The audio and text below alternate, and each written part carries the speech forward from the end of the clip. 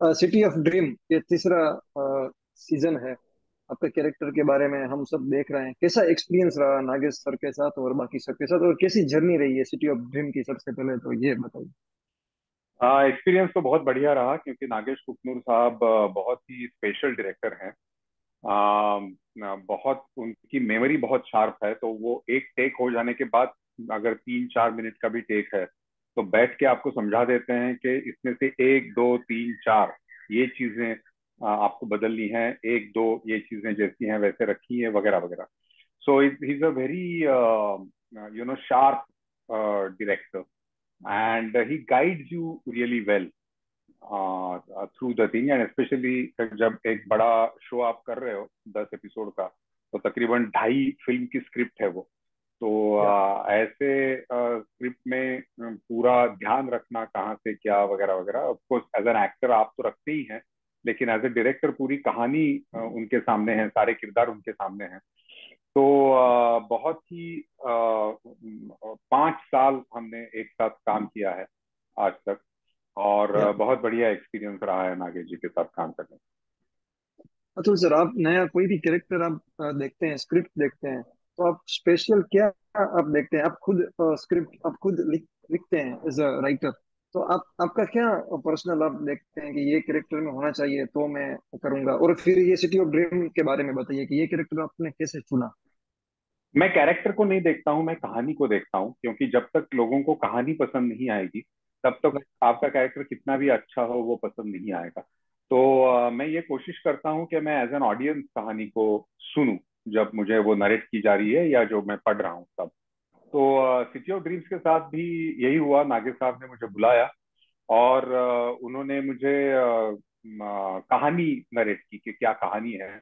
और first season में तो मैं 10 में से 8 एपिसोड कोमा में हूँ, लेकिन फिर भी जो ड्रामा चल रहा है वो पूरा इस आदमी के इर्द गिर्द चल रहा है, क्योंकि इतना पावरफुल आदमी है।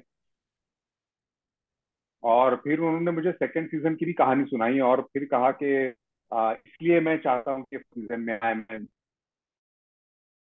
बखूबी जानता हूँ कि आप कुछ काम नहीं है, बस सिर्फ लेटना है, लेकिन फिर भी जो ऑरा है वो सिर्फ आप ला सकते हैं कोमा में होने के बावजूद। और ऑफ कोर्स सेकंड सीजन में ये कहानी जिस तरह से आगे बढ़ती है वो कैरेक्टर बहुत ही इंटरेस्टिंग हो जाता है। तो वही था, मेरे ख्याल से या कहानी थी और उसके बाद कैरेक्टर था, ऑफ कोर्स नागेश नूर साहब तो थे ही। ओके। अभी तक का आपका आपने की हुई फेवरेट कहानी, मैं वैसे पूछने वाला था कि आपने किया हुआ फेवरेट कैरेक्टर, मगर आप अपनी कहानी बताइए जो अभी तक आपने इतने सालों में किया और आपको सबसे पसंदीदा है, आप जब मुड़ के देखते हैं पीछे तो। जैसा कि मैंने कहा, जब तक मुझे कहानी पसंद नहीं आती तब तक मैं करता ही नहीं हूँ। तो सब आप जरूर देखेंगे कि मेरी फिल्मों की कहानियां जो भी हैं वो इंटरेस्टिंग होती हैं हमेशा। जी ऐसा हो जाता है कि जब फिल्में चल जाती हैं तो लोगों को ये लगता है कि हाँ ये कहानी अच्छी थी, तो चल जाना एक अपने आप में सक्सेस का ये हो जाता है। सब लेबल्स उसके लग जाते हैं उस पे। ओके। लेकिन मैंने एक अंग्रेजी फिल्म की थी मानस सरोवर, उसकी ओके, कहानी मुझे बहुत पसंद थी, उसका कैरेक्टर मुझे बहुत पसंद। हमने आपको गुजराती कैरेक्टर में, मतलब कॉमिक कॉमिक कैरेक्टर में देखा है, जेडी मजीठिया का लास्ट। तो मुझे वो, मतलब मैं गुजरात के बारे में आप बताइए, और गुजरात वो कैरेक्टर निभाना आपको कैसा लगा? Thank you so much. अगर आपको लगा होगा कि वो कैरेक्टर अच्छा है विंगर गुजराती, तो या मुझे लगता है कि इससे आगे कुछ बोलने की जरूरत भी नहीं है। यस यस यस लेकिन यस। मैं गुजराती नाटक कर चुका हूँ बहुत साल पहले, गांधी विरुद्ध गांधी नाम का। जी जी जी। तो उसके मैंने सब तरफ शोज किए हैं, अहमदाबाद में भी शोज किए थे हम लोगों ने। मनोज ओके। जोशी थे मेरे साथ उसमें, मीनल पटेल थी। तो वो मैं कर चुका हूँ, तो काफी मतलब जुटाव रहा है गुजराती सारे लोगों से, उस भाषा से। और क्योंकि हम मुंबई में रहते हैं तो गुजराती तो इर्द गिर्द रहती ही है। Happy family of course comedy मुझे कोई ऑफर नहीं करता वैसे। हालांकि जी मैंने जो शुरुआत की थी नाटक करने की, जब मैं एमेचर प्लेस करता था सोलापुर में, तो मैं गुजराती प्लेस से ही, आई मीन कॉमेडी प्लेस से ही कॉमेडी। मैंने शुरुआत की थी। अच्छा। लेकिन जब हेराम चल गई, जब चांदनी बार इतनी चल गई, तो या लोगों ने मुझे दम, जिसका आप जिक्र कर रहे हैं, वो बाद में आई। तो सब लोगों ने मुझे सीरियस कैरेक्टर्स देना शुरू कर दिया। लेकिन मुझे बड़ा अच्छा लगा, क्योंकि हैप्पी फैमिली देख के सब लोग वही कह रहे हैं कि इतना बड़ा सरप्राइज था यस आपका, कि आप इस यस तरह का इनोसेंट एक कैरेक्टर कर सकते हैं। जी तो वही है कि चांस मिलने की बात है। और जेडी और आतिश दोनों ने या ये विश्वास दिखाया मुझ में, या क्योंकि ये लोग दोनों भी मुझे, जिस नाटक का मैंने जिक्र किया, गांधी विरुद्ध गांधी, गुजराती में, तो वो लोग सबसे मुझे ज्यादा तब से जानते हैं। राइट और राइट उन्होंने उन्हें पता है कि ये एज एन एक्टर क्या है, तो उन्होंने एक कैरेक्टर को कास्ट नहीं किया, एक एक्टर को कास्ट किया।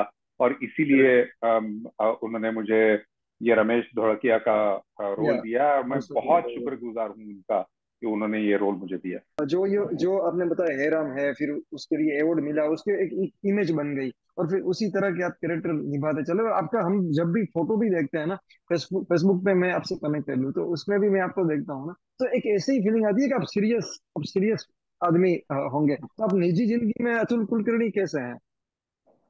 मैं ये तो नहीं कहूंगा कि मैं बहुत ऐसे जोक्स वोक्स करने वाला इंसान हूँ, मैं नहीं हूँ वैसा। जी मैं सीरियस कहेंगे या नहीं कहेंगे मुझे नहीं मालूम। लेकिन शायद मेरे लुक्स, मेरा जो चेहरा है वो वैसा शायद दिखता हो। लेकिन ज्यादातर मेरा झुकाव सीरियसनेस की तरफ है, रादर देन वेरी कॉमिक आगे एंड आगे लाइवली। या आगे।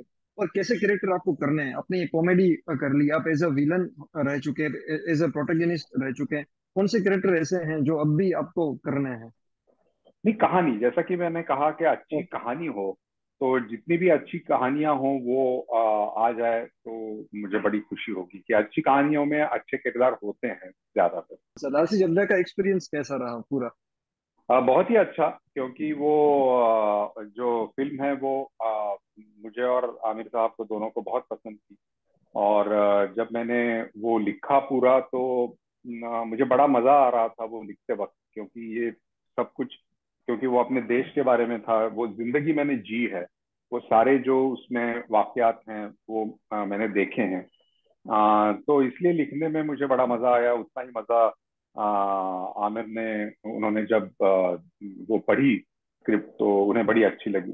और बनाने के वक्त भी हमें बड़ा मजा आया उसको। फॉरेस्ट गंप हमने हमने सबने इंडियन फिल्म की तरह देखा है, मतलब डबिंग डबिंग में घर घर पे देखा है।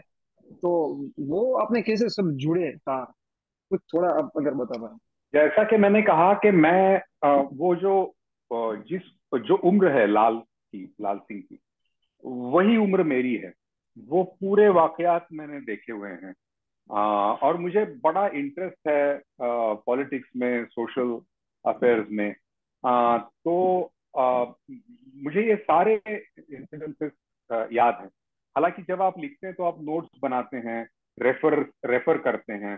तो वैसे रेफरेंसेस ऑफ कोर्स मैंने निकाले कि क्या क्या हुआ है, कौन कौन से साल में कौन कौन सी इंपॉर्टेंट वाकयात हैं। तो जो भी पॉसिबल थे उसमें से वो मैंने उसमें लिए। लेकिन वो लिखते लिखते, वो कहानी को जोड़ते जोड़ते, वो कैरेक्टर के उम्र से भी मेल खाने चाहिए, तो उस तरह से वो होता गया। और मैं बड़ा सौभाग्यशाली हूँ कि ये सब कुछ मतलब मेरी नजर में आया और मैं उनको पिरो पाया।